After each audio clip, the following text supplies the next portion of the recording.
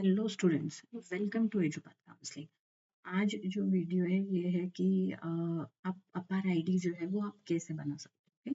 अभी लेटेस्ट में सीईटी का भी नोटिफिकेशन आया है रिगार्डिंग सम डॉक्यूमेंट्स, तो उसमें भी उन्होंने बताया कि आपको अपार आईडी जो है वो लगने वाला है।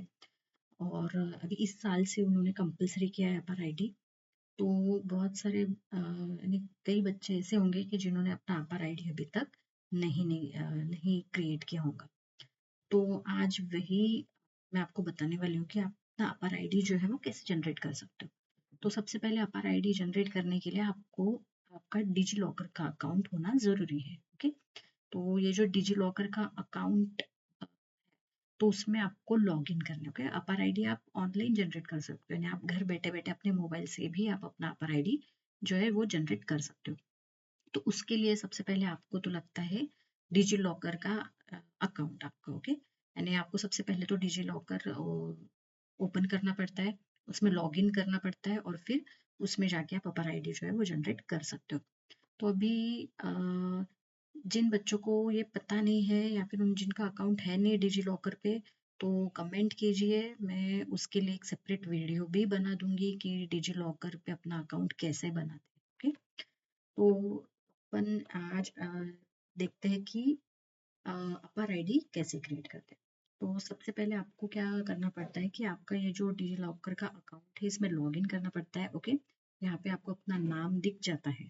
ठीक है, अभी डिजी लॉकर को लॉगिन करने के बाद आपको क्या करना पड़ता है कि यहाँ पे जो सर्च डॉक्यूमेंट है, ओके, उसमें आपको जाना है। सर्च डॉक्यूमेंट में जब आप जाओगे तो आपको यहाँ पे अपार आईडी करके डालना पड़ता है। ओके, यहाँ पे जैसे आप अपार आईडी डालोगे और यहाँ पे सर्च करोगे तो आपको एक अपार आईडी करके यहाँ पे आपको लिख के आएगा, तो उसको आपको सिलेक्ट करना है। ओके, ये जो है एकेडमिक बैंक ऑफ क्रेडिट्स, इसके नीचे आ जाता है वो।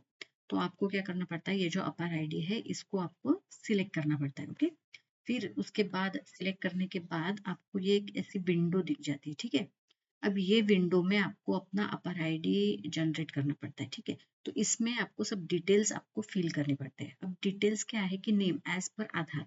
अब बच्चों ये बहुत यहाँ पे ध्यान में रखना होगा, ये एक इम्पोर्टेंट बात है कि जब आप अपना अपर आईडी क्रिएट करने वाले हो तो वहाँ पे वो जो नेम है, ठीक है, आपका आधार पे जो नेम है वही यहाँ पे लेता है। ओके, तो उसके लिए आपको सबसे पहले अपार आईडी क्रिएट करने से भी पहले आपको सबसे पहले क्या करना पड़ता है, आपका आधार जो है वो आपको अपडेट करना पड़ता है। ओके, आपका जो आधार है आपको वो अपडेट करना पड़ेगा। अपडेट करने के बाद ही आप अपार आईडी जनरेट करो। ओके, इससे क्या होगा कि नाम, अगर आपके नाम में कुछ चेंजेस होंगे या फिर डेट ऑफ बर्थ में कुछ चेंजेस होंगे तो वो वहाँ पे अपडेट करने के बाद आप अपार आईडी जब जनरेट करोगे तो उसमें भी वो चेंजेस आ जाएंगे। ओके, सो यहाँ पे ये ध्यान में रखना है आपको कि अपार आईडी जनरेट करने से पहले आपको आपका आधार कार्ड जो है वो अपडेट करना पड़ता है। तो यहाँ पे नेम जो है वो एज पर आधार आपका आ जाता है। ठीक है, डेट ऑफ बर्थ भी यहाँ पे आ जाती है, जेंडर भी आ जाता है।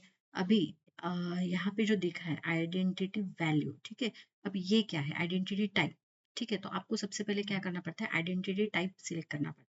अभी यहाँ पे बहुत सारे ऑप्शंस आते हैं। ओके, जैसे कि रोल नंबर आता है। ठीक है, रोल नंबर आता है, उसके बाद में एनरोलमेंट नंबर भी आता है। ऐसे दो तीन ऑप्शंस आते हैं, तो उसमें से आपको सिलेक्ट एक, सपोज आपने सिलेक्ट किया रोल नंबर। ठीक है, तो यहाँ पे जो है आइडेंटिटी वैल्यू, तो यहाँ पे भी आपको आपका रोल नंबर डालना पड़ता है। अभी रोल नंबर किस क्लास का आप डालोगे, तो आपके 10th का। ओके, जो आप 10th पास किए होंगे। ओके, तो वो 10th का आपको यहाँ पे, यानी आप कुछ भी डाल सकते हो, आप 12th का भी डाल सकते हो, आप अगर कॉलेज में हो तो आप कॉलेज का भी रोल नंबर डाल सकते हो। ओके, बट प्रेफर करो कि आप आपका 10th का जो है वो 10th का डिटेल्स यहाँ पे डालो, यानी 10th का रोल नंबर आप यहाँ पे डालो और आइडेंटिटी टाइप आप रोल नंबर सेलेक्ट करो। ठीक है, उसके बाद में जो है एडमिशन ईयर। ठीक है, 10th का एडमिशन ईयर यहाँ पे आपको सिलेक्ट करना पड़ता है। और उसके बाद में आई एम स्टूडेंट एट, तो यहाँ पे आपको यूनिवर्सिटीज या फिर बोर्ड के ऑप्शंस दिखते हैं। तो आप उसमें से आपका अगर कॉलेज होगा, कॉलेज का नाम आता होगा तो कॉलेज का नाम सिलेक्ट कर सकते हो।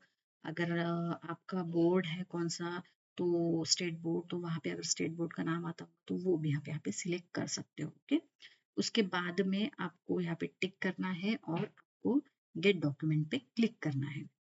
ओके, ये सब डिटेल्स फिल करने के बाद जब आप गेट डॉक्यूमेंट पे क्लिक करोगे तो ये कुछ एक दो मिनट का टाइम लेगा। ओके, और उसके बाद आपका जो अपार आईडी है वो आपका यहाँ पे जनरेट हो जाएगा।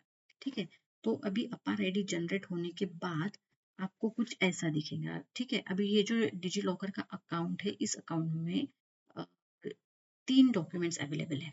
ओके, एक पैन कार्ड है, आधार कार्ड है और अपार आईडी है। तो आप इस डिजी लॉकर में और भी डॉक्यूमेंट्स जो है वो ऐड कर सकते हो। अभी यहाँ पे अपार आईडी जो है वो जनरेट हो चुका है। ठीक है, आप अगर यहाँ पे क्लिक करोगे तो आपको अपना अपार आईडी जो है वो डिटेल दिख जाएगा और यहाँ से आप उसको अपार आईडी को डाउनलोड भी कर सकते हो। ओके, तो इस तरीके से आपको अपार आईडी जो है वो आपका जनरेट करना होगा। ठीक है, बहुत इजी मेथड है। आप घर पे भी अपने मोबाइल पे भी अपार आईडी जो है वो जनरेट कर सकते हो।